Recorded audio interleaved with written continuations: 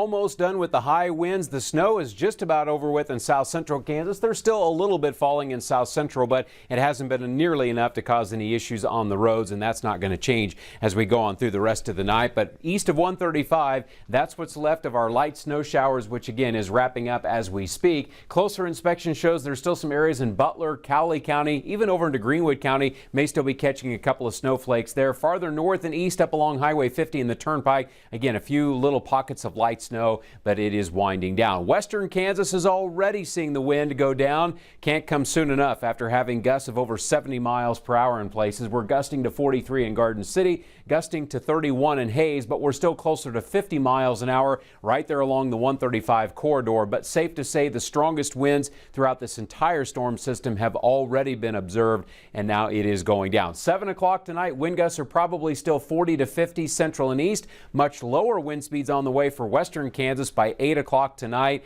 And notice as we work our way past the midnight hour, the winds just continue to go down, and it should be fairly calm by tomorrow morning. Snowfall 7 inches from Quinter from near Atwood, 3.5, 3 inches up in north central Kansas near the Hill City area. And fortunately, because we've been close to 40 degrees in Wichita, our roads have just been wet, not icy. And even where we had some heavier snowfall earlier today, 38 in Hayes, 39 in Hill City, means some of it is already starting to melt away. We could have a close encounter with some rain this weekend. We'll come back in a few minutes and show that to you on Future Track later on.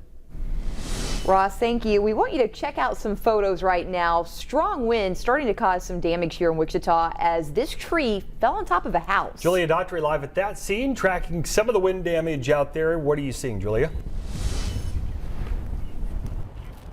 Mike, Rachel, I am here near Central and I-235. This homeowner did not want to go on camera, but this is what he came home to after his wife told him that a tree fell onto his house. Now, as you can see, the tree is uprooted and it also pierced the side of his house, but he did say that his wife and 2 children were at home, but no one was injured, thankfully. Now, this is just one of the cases across the city of these strong winds. Now, there were multiple down power lines across the city, but in this case of this tree that fell, no one was injured. In Wichita, Julia Daughtry, 12 News. Julia, thank you. This is a live look at Interstate 70 just east of Hayes. And just into our newsroom within the last 20 minutes, KDOT says the eastbound lanes have reopened. This is between Oakley and the Colorado border. They reopened the westbound lanes just after 3:30. The interstate remains closed in both directions between Salina and Oakley because of vehicles blocking the road. And that area has some travelers halted from traveling west. Yeah, busy time for spring breakers out there. Gabriela Hernandez shares updates from some of the travelers and information from KDOT. I'm at a travel store in Salina as I-70 is still closed through Oakley. Now, I've spoken with multiple travelers who tell me they're just here waiting out the storm.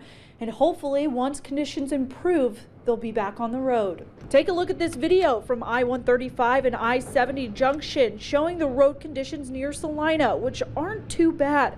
However, the Kansas Department of Transportation closing at Salina so that people do not head west where road conditions worsen. KDOT began closing roads around 11:30 Tuesday evening due to low visibility, crashes, high winds, and down power lines. Lots of high wind, blowing snow. There is a lot of slush on the roads that's making it difficult to pass through.